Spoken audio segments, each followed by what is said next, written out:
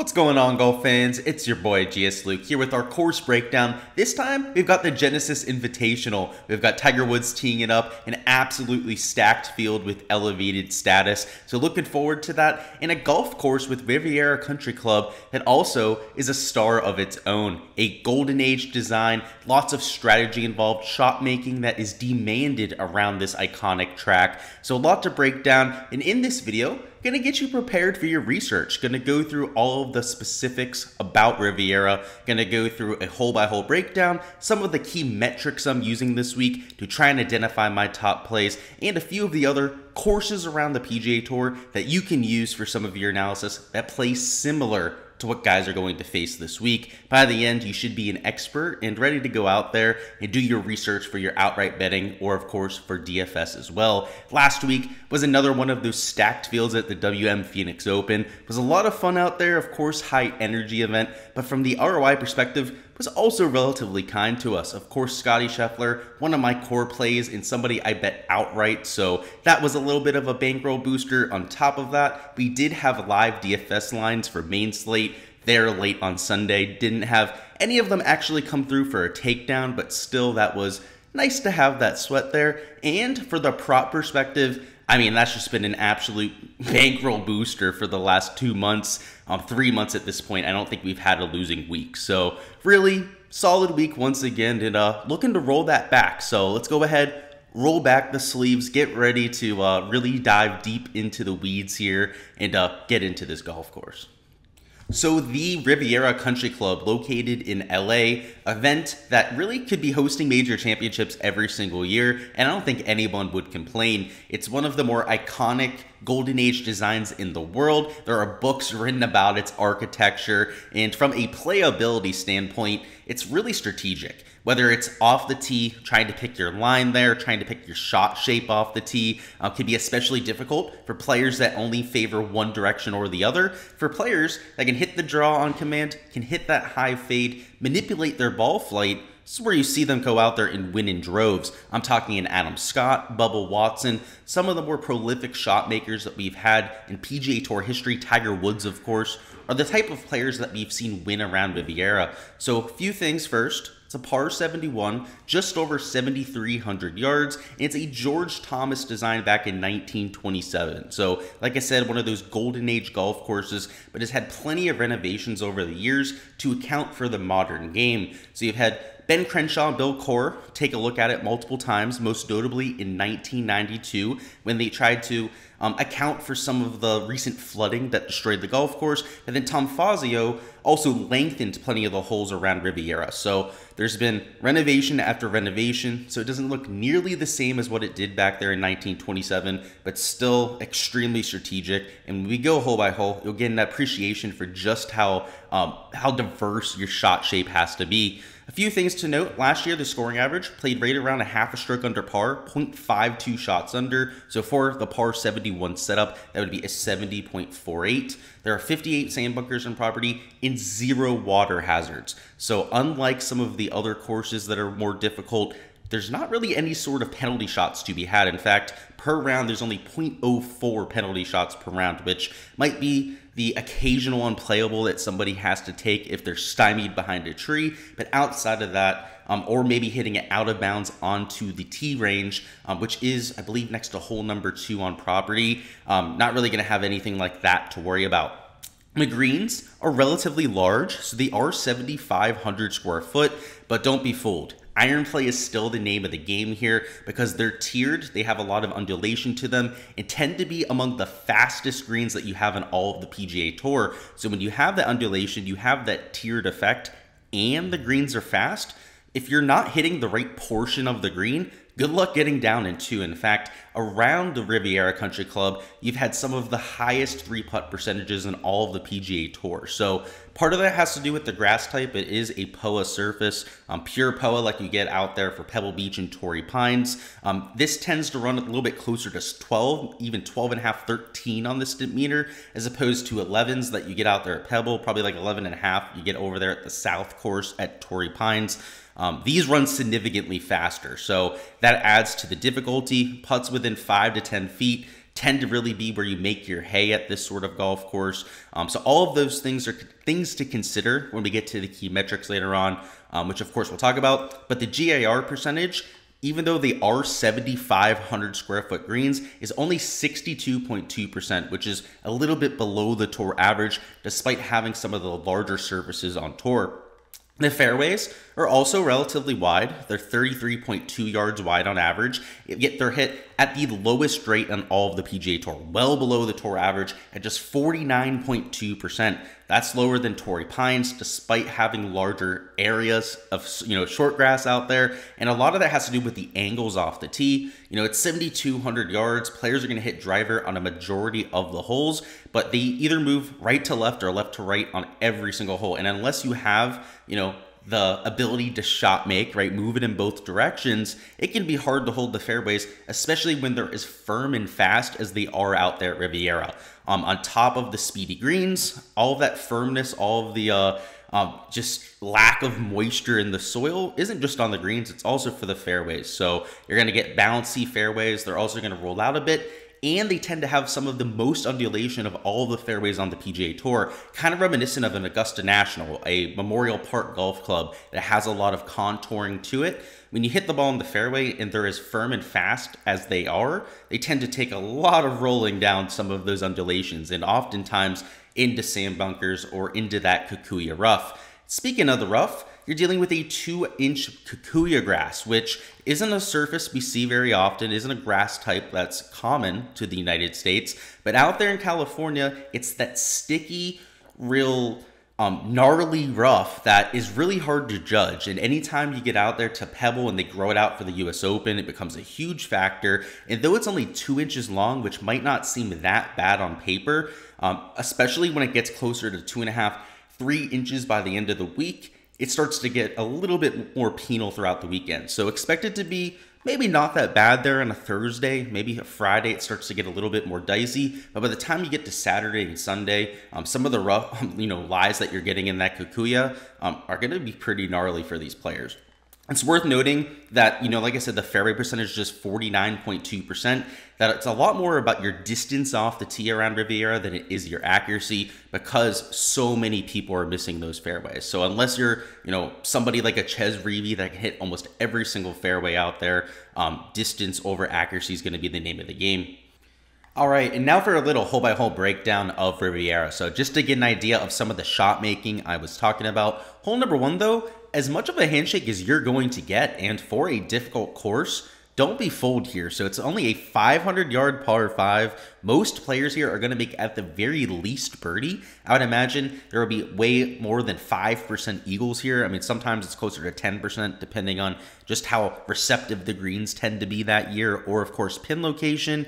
But in either circumstance, you're at the very least going to get pin high here for these tour pros. I mean, even you and me, right, would get out there, probably be able to at least reach the surface into there and get up and down, try and get a birdie. So only 500 yards. You're going to need that shot because hole number 2 is the most difficult hole on property. It's right next to the practice range. So if you miss to the left over here, you could be looking at a penalty. You do get relief from this fence. So if you're against it, you will get a free drop. But difficult hole, it's 518 yards, so just as long as hole number 1 there. It doesn't play downhill, so arguably plays to a harder scoring average than what you're going to see there at 1, and of course is a par 4, so that's why it's the most difficult hole on property. Hole 3 is 443, a little bit more of a straightforward hole, lots of undulation in this fairway, so though it's a relatively large landing area, everything slopes from the right side to the left, meaning that a lot of people end up in the left side in the Kikuyu rough. The green is one of the largest on property as well, but don't be fooled by this middle pin location. They have plenty of little pockets they can put it in. Over here on the back right, everything falls off over the back, leading to some really difficult up and downs. If you short side yourself, you can see they have that little alcove over here that they can use for their Sunday pin location. That's really what Riviera is about. So they're going to put some of the pins in absolute sucker spots. And the more intelligent players, the guys that have won here over the years, like an Adam Scott, Bubba Watson, have taken more conservative lines into those kind of pins. So, just put yourself in the middle of these greens, get out of there with a 2-putt. That 3-putt avoidance also extremely important. And that's really how you win at Riviera. You don't need to go super low to 20 under par to go out there and win. Hole number 4 is a Redan green. Everything slopes from front right to back left and heavily. So, in fact, you can land shots right about here where my cursor is and have them roll up onto the green and get relatively close to a backpin location, particularly when the greens are running fast. It's firm out there.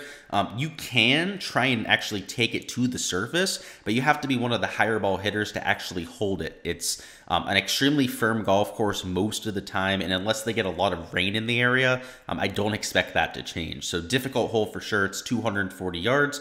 Hole number 5 is 435, which would seem like a shorter hole on property, but this is where some of the hidden distance is. You have a 300-yard par 4, which is a little bit deceptive. And look at this. You have to lay up, right? You have that little gorge there. I think they call it a barranca is the official term for it.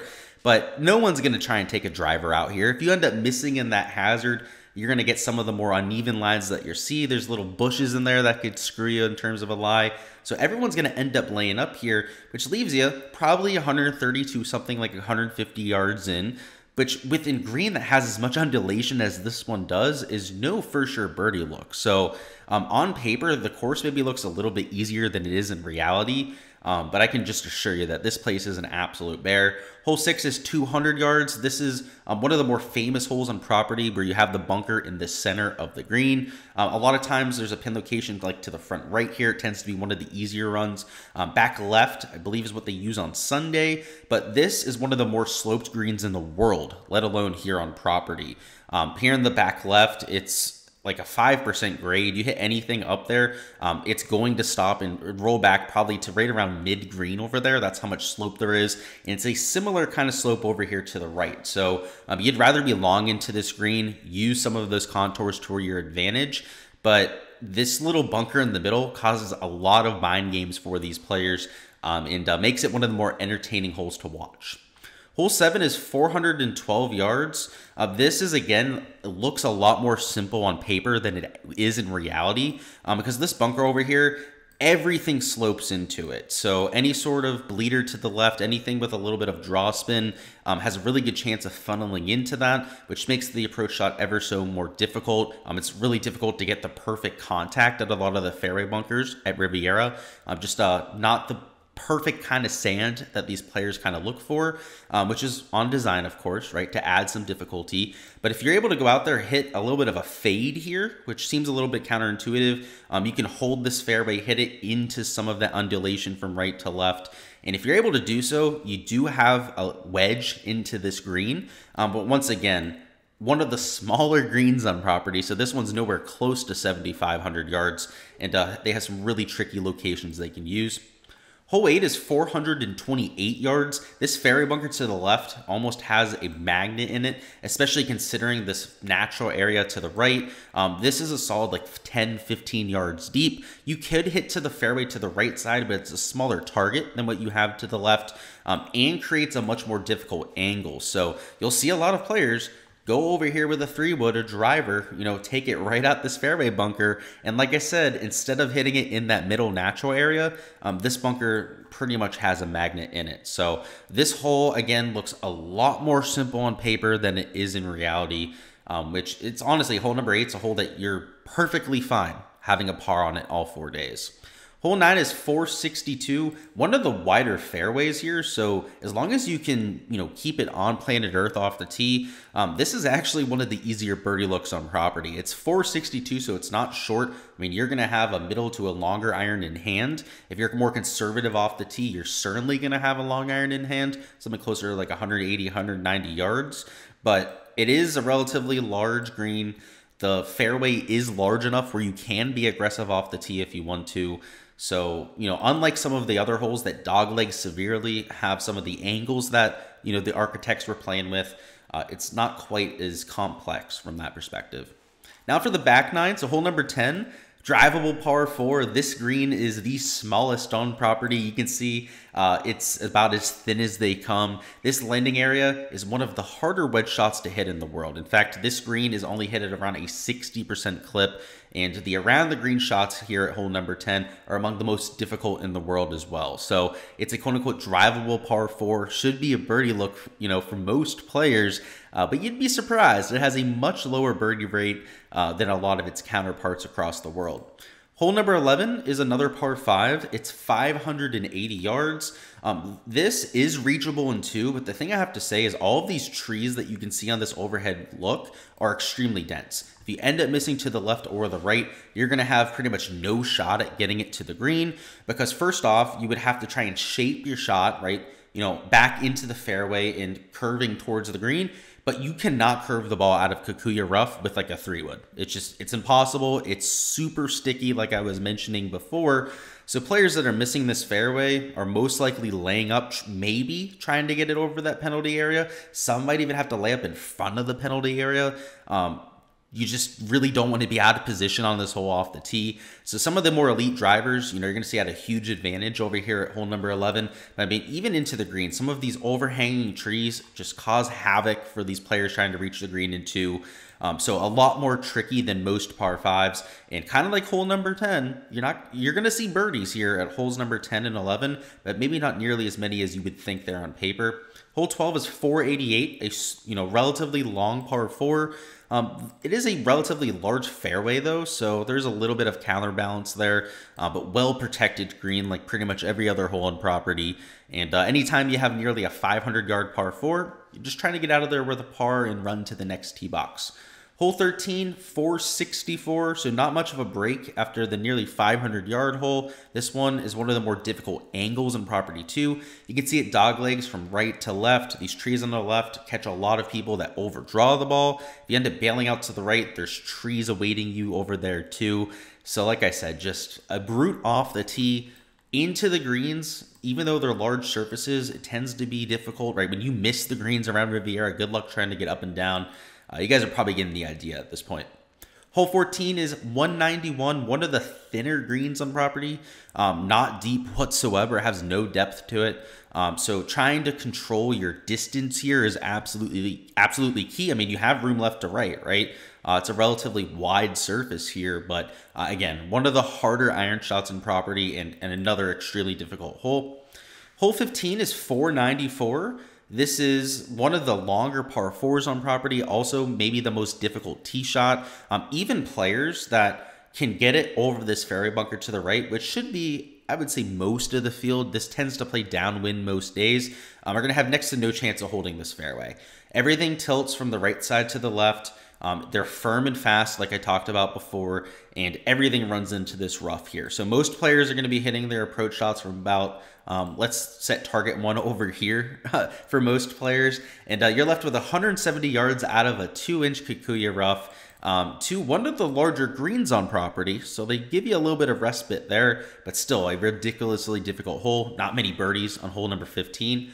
Hole 16 is 165, so I believe the shortest par 3 on property, but still tricky because it's such a small surface. A lot of the par 3s are closer to like 5,000 square foot as opposed to the 7,500 square foot average, whereas there in 15, it was nearly a 10,000 square foot green. So there's a lot of diversity when it comes to the green complexes, and hole 16, despite not being very lengthy, is relatively difficult.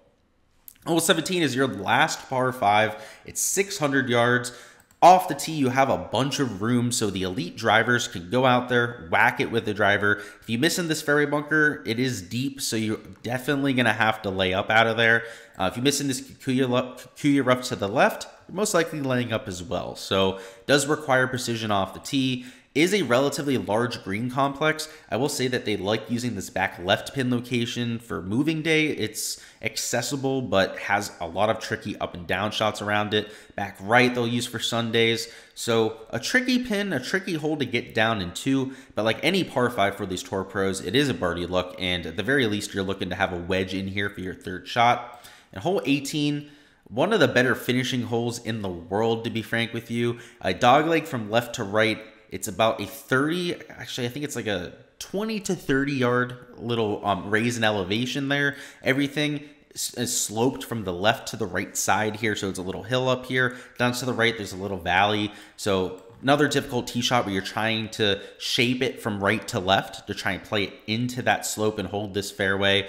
And you're going to see a lot of people bail out to the right and end up in this gully, which with the trees, with some of the pine straw they have down there, some of like that natural area foliage, makes it an extremely difficult shot just to lay it back into the fairway, let alone to try and go for the hero shot and go for the green. So the elite drivers are at a huge advantage, as you can pretty much tell at this golf course. And this green is surrounded by a little hillside, almost coliseum.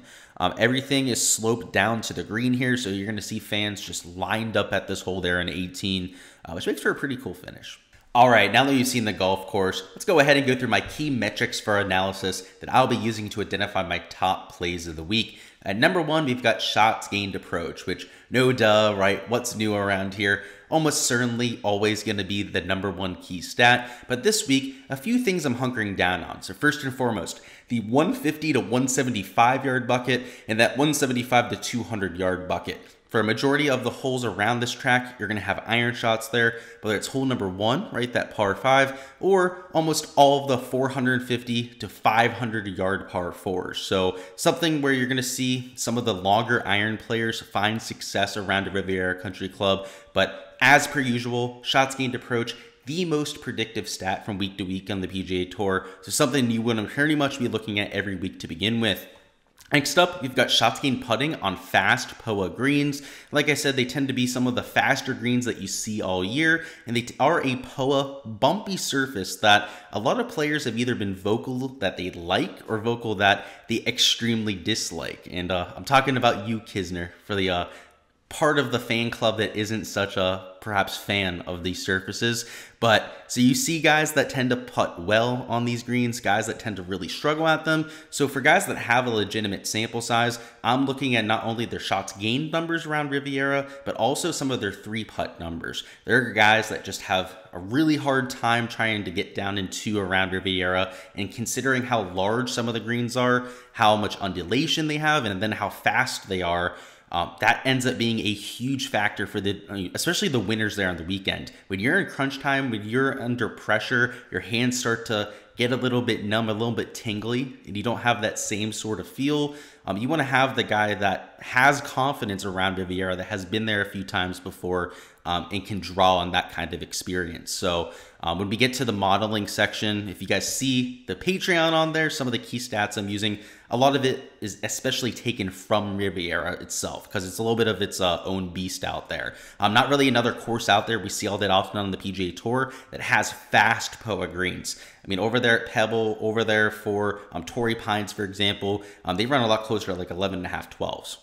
Next up, we've got shots gained around the green, which is also kind of surprising to see on here. Usually I'm not the biggest putting and around the green guy, but around Riviera, it has been undoubtedly correlated to success. Some of the more elite around the green players have made a living around here. And it's not a surprise considering, first of all, you know, how many times players are scrambling, but just a 62% GAR percentage, and also considering the level of difficulty at getting up and down around the green. So it, you know, checks the eye test. It also checks the stat test over there. You look at any sort of correlation model, and shots gained around the green is by far the most important stat when it comes to comparative basis.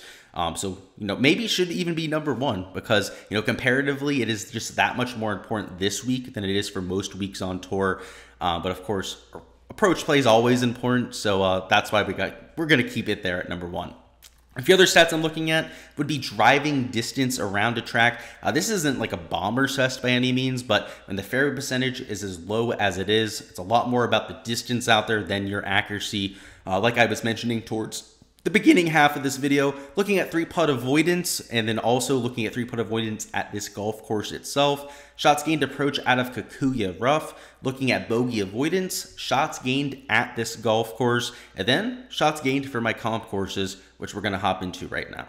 So for this week, comp course is going to be weighed a little bit less than usual, just not really a set of courses that correlate all that much, or at least especially from like the skill set standpoint to what you're going to get here at Riviera. But from the ball striking side, a few courses that make some sense. So let's start at number 1, where you've got PGA National, the championship course, actually, where the PGA Tour will be next week, and I'll be there for all 6 days. I'll be there for the 2 Pro-Ams before, the 4 days, of course, for the actual event. So looking forward to that. A course I'm very familiar with, but what you're looking at here is a similar difficulty off the tee. Now, one has a bunch of water off the tee. One of them just has a really difficult angles off the tee. So, obviously at the Honda, you're looking to not get water shots, trying not to have a bunch of penalty shots. Around this track, you're just looking to kind of set up angles into the green. So there are a lot of stark differences. The agronomy couldn't be any more different, but lots of that 150 to 175 yard range and a ton of shots from 175 to 200 around the Honda. So players that have had some ball striking success around that track, most notably like an Adam Scott down there at the Honda, has also been a prolific winner over here at the Genesis. So like I said, these comps a little bit less correlated this week than most, just because Riviera is such a unique track, unique venue around the PGA Tour. Similarly difficult course, right? PGA National, one of the, if not the most difficult course on all of the PGA Tour, tends to have a little bit more of a weather aspect to it. It gets windy over there at PGA National, but around the green, some of the more difficult up and downs, really fast greens like you're going to get this week as well. So enough similarities where I'm at least considering it, especially with some of the crossover champions. Also got Augusta National Golf Club. So you have Bubba Watson, right? Winner of the Masters. You have Adam Scott, same sort of situation. And a lot of the other top 5 finishers around Riviera, guys that have made a habit of it, have also made a habit of going out there and playing well at major championships, and especially the Masters. So makes sense with the undulation in the fairways, some of the tricky around the green shots, the 3-putt avoidance being a huge key stat that we're looking at. So when you're trying to build a skill set for success, a lot of similarities to be had. Also from the shot making standpoint, you have a lot of holes that are dog legs at Augusta. You have to have both the draw and the fade to find success there, at least for the guys that have had prolific success around Augusta. And it's been the same story here. So from the ball striking perspective, I think the Honda is a little bit more demanding with the iron play. So that's why I like it a little bit more as a comp, because in my opinion, the ball striking around the Genesis is a little bit more difficult than what you get at the Masters. But from the shot making perspective, you really have to like the comps there. So those would be my number 1 and 2. At number 3, this is probably the least correlated one, would be Torrey Pines North and South. That's just more with the agronomy, right? Kikuyu rough, the same sort of POA greens, though they're running a little bit slower. A few extras you can look at. You can look at Pebble Beach, but it's not the same kind of ball striking test. Again, a little bit more just agronomical than anything. You can look at Plantation Course at Kapalua. That's more of the ball striking comp, but unlike a Honda Classic, it's not nearly, a difficult course, so it doesn't really check that box. Or Liberty National Golf Club, another track where you have a lot of those mid to long irons, like you're going to get here at this track, but those are all stretches at that point. So if anything, they stick to the top 2, Augusta National and then PGA National. They'll give you a pretty good idea of who can handle these difficult conditions, play a little bit more of a conservative approach. But like I said, just lower weighting on the comp courses this week than what I typically have here for my modeling. All right, guys, that is all I've got for this week's course breakdown. Before you're hopping out of here, go ahead and comment down below what you think the winning score is going to be. Typically, we don't see these guys take it too low. Last year was a little bit easier than most. Weather wasn't a huge factor this time around. So I'm going to take something a little bit more difficult this time. So I'll take 14 under par as my winning score around Riviera, but let me know your thoughts down in the comments. And as per usual, appreciate all the support here on the channel. Going to have even more videos dropping today and throughout the week, so keep an eye for my DFS Core Picks video dropping later on this evening. We'll have our value plays dropping, our weekly live stream Wednesday at 7 p.m. Eastern time, where we go over the weather, all of your live questions in chat, whether it's for DFS, prize picks, props, underdog, whatever you guys want to touch on. And we'll get you ready to make some money here for the Genesis. Looking forward to seeing Tiger Woods tee it up. Like I said, comment down below what you've got that winning score at. Like the video while you're at it. It goes a long way with helping me grow the channel, right? Get this content out there to more people. And subscribe to the channel if you haven't already, so you don't miss any of that content when it drops in the future. Best of luck, guys. Go out there, cash those outright bets, those DFS lineups this week, and let's get this cash.